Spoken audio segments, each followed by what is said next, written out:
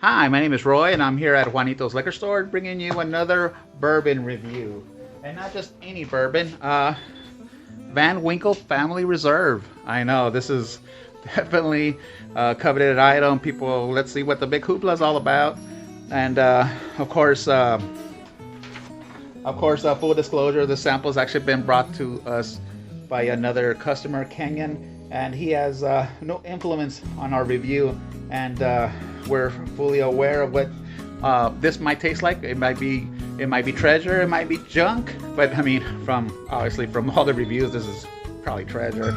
And we'll talk about the positives and if there's any negatives, and of course, definitely this is probably the best possible sample that Buffalo Trace or that distillery has brought to us. And tasting this Van Winkle here should taste the same thing as you were to open up the same bottle or a different bottle or just one like it in New York or Japan or anywhere else in the world. They should all have a similar taste, for sure.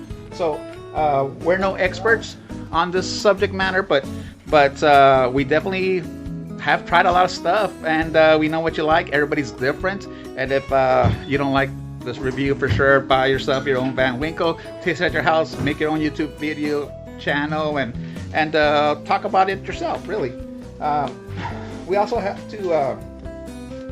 We're going to talk about the presentation, and what do you guys think? So it's super simple. Yeah, super simple. It's plain. It's not flashy. Also, we have Jacqueline here, and she's also another unbiased take on this whole Van Winkle rye, for sure. Real simple, real clean. I mean, there's really nothing much to this bad boy here. I mean, even the letters. It's really all about the juice. And talking about the juice, look at the copper. Look at the copper color. Look, this is gold. This is like, look at, I don't know if the camera's picking this up, but man, that is definitely, that's beautiful for sure. Like, that is super gold. I can't keep my hands off of it. I mean, it's just like some, I know I can't. It's just like, this is, I'm sorry, Kenyon. I'm just putting my finger DNA all over this sample. Next is of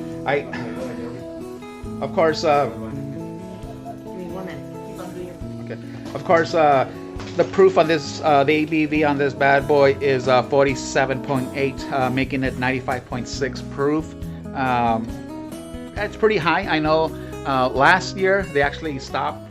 They didn't come out with a Van Winkle Family Reserve. This is they brought it back this year, and that was a big complaint in prior years that it wasn't that high of an ABV.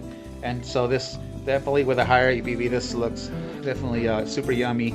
There are a lot of people even were thinking that maybe the Handy had a better feel just because of the higher ABV, but this is definitely they tweaked it a little bit better, and I think they're definitely going on the right direction. I mean, we'll yet to see what's going on with this, but I definitely feel that this is nothing but positive could come from a higher ABV. We live here in the United States, and we tend to like higher proofs. I mean, that's what it's all about, and honestly,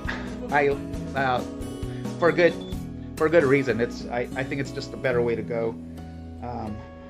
And I can't do the honors. It definitely have to be you, Kenyon. So if you want to open up this bad boy.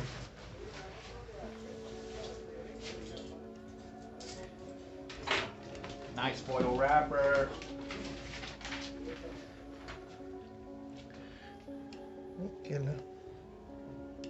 I know, you're killing us here. You're killing us. No, I don't want to be open. There it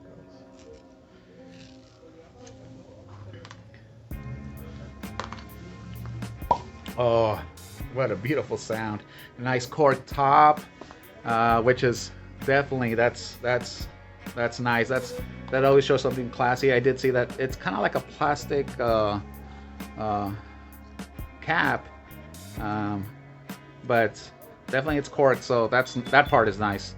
Let's see what this. Yeah, Yeah, you can smell it, the sweetness, the sweet rye. Yep, that's a rye for sure. Um, and of course, this comes from Kentucky, and a lot of purists would feel that Kentucky is the way to go. I know now they kind of blurred the line a little bit. As long as it's made in the United States with the same recipe, can still be considered a bourbon. But I'm with the purists. I think Kentucky and the limestone water, and that's really where to go and where it's at. I mean, that's France has cognac and Mexico has tequila. So why stir? Why stir the pot and just let's keep it in Kentucky, right? And of course, and there's for sure something that we're talking around, and then one of the main things is the fact that that is the price. I mean, you know, this definitely demands a high secondary market price, more than any other not more than any other Van Winkle line, but for sure just because of the rarity. I know it should be more or less like the 150 price, but I've seen it go upwards 2,000. It all depends. And the highest I've seen it right now is like for 2,500. 2,500. Yeah. See, there you go. And is it worth the 2,500? I mean, I guess if you have every other Van Winkle, this is definitely missing in your collection. Maybe, but in my world, definitely it is not. So sure, and I guess, you know, that's the other part. I know on the other Van Winkles, they've done the back graphic with Van Winkle himself, and yeah, it's pretty plain. It's pretty plain for being such like a bigger unicorn than a 23. Also, this is like definitely a working liquor store, so you can hear all the phones going off, and that's, if you're wondering what all those noises are, for sure. This store also has to make money, guys. So if you're wondering what all that's all about, if you hear like little rings and phone calls and stuff, that's what's going on there. Sure. So again, Kenyon, I can't be first here. I'm gonna let you pour, and this is just a sampling, of course, and we're using for sure these neat glasses, and I love this glassware. I think it really shows off the bourbon. It lets you really smell it. And of course, to join us is this Glencam glass, and these are, I know, quite coveted themselves. For sure, as high-end glasses as well.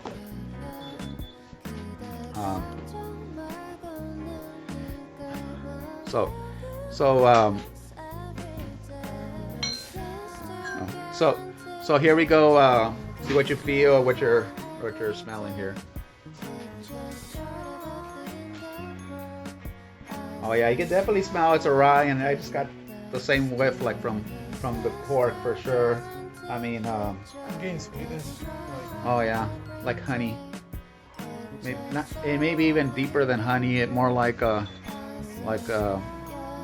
caramel, or like Snickers, like the caramel inside of Snickers, where it's not just caramel, but like with a hint of chocolate. And look at those legs. I want to tilt this glass, but I don't want to spill it. Just feel that it's just treasure here. I mean, I can't even imagine 3 days from now letting this bad boy breathe, and Kenyon's really gonna have a definite treat here on his hands.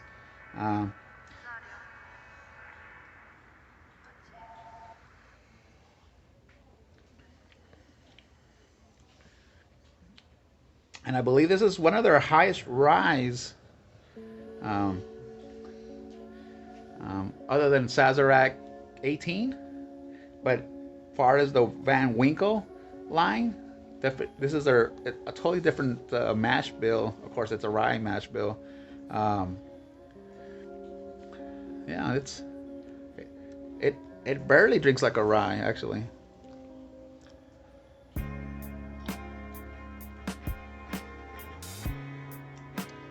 Get the spice at the end, but it tastes, for me, it's sweet, but you get the burn the spicy of the rye. Yeah. I think the spice is barely there. It's barely notable. It's you can You can barely taste that spice,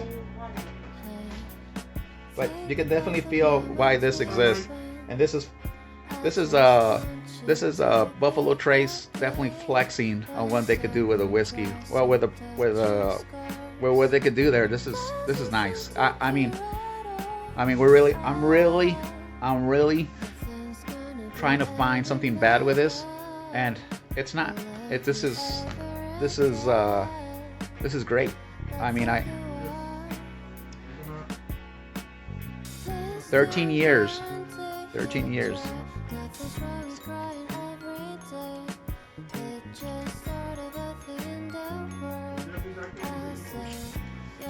Oh man. I'm really negative about everything, but I can't find anything negative about it. I'm not trying to be like, oh, happy this, happy that, but I know, right? I feel the same way. I'm like, like this is great. This is beautiful. This is nice. It drinks good. It drinks like if it's older. It drinks like if it's a more of the smoothness on it.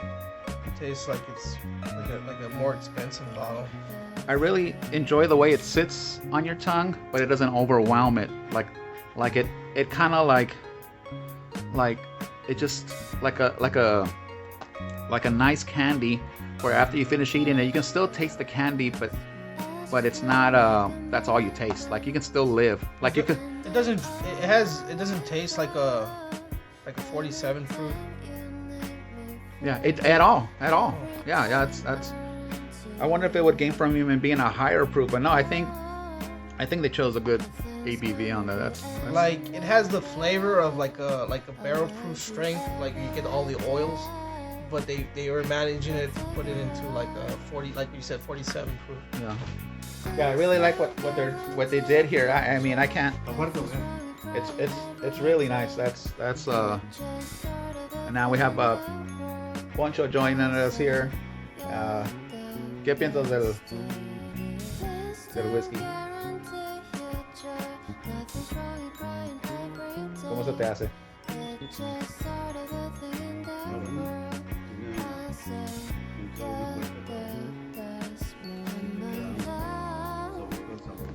It's a long finish. It's not harsh. It's smooth. It drinks nice. Yeah.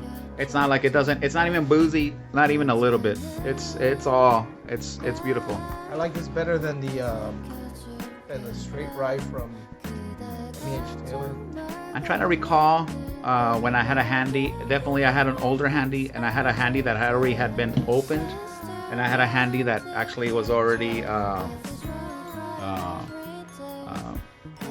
been sitting on the shelf for at least a year. So definitely the legs on that were long, and I love that taste. It was so thick. This definitely I could see it after it oxidizing, sitting on your shelf, Kenyon, just being magic. This is when calling it a unicorn. I'm kind of agree. Like this is definitely a real treat, and I want to thank you, Kenyon, for bringing this by and this was my first ever Pappy I've ever owned, so I was pretty happy about it. As far I know, they have Sazerac 18, and I know there's a handy, but as far as the Van Winkle line, this is nice. This is definitely a real treat. 13 years. I don't know why they chose 13, but I love it. What can I say? I love it. Also, we have this opinion right here, and of course, we're experts in our own right.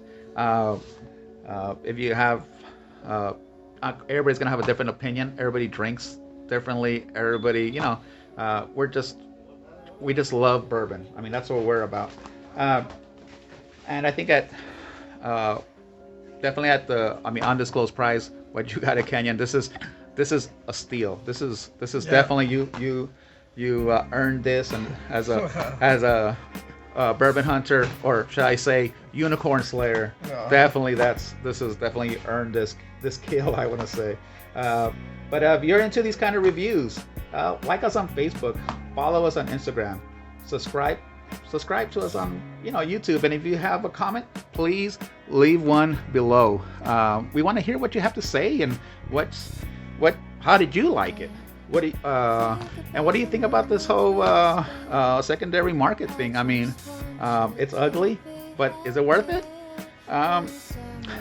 Sadly, it just keeps people from buying or having really nice bourbons like this. But if you do come across this bad boy, or you see it at a bar, I would try it. This is great.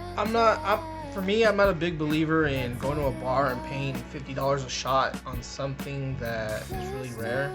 But because of the rarity of this bottle, I think I would pay $50. I could see myself paying $50 for this. I love. This is great. This is a real treat. I mean, I know people love Blansons. I think it's a little in the middle of the road for me. It's not here nor there. It's super easy to drink, but this is definitely a treat. I think this drinks like I don't think it's worth secondary value price. I think this is more tasting like a $300 to $400, maybe $500 price range. Yeah.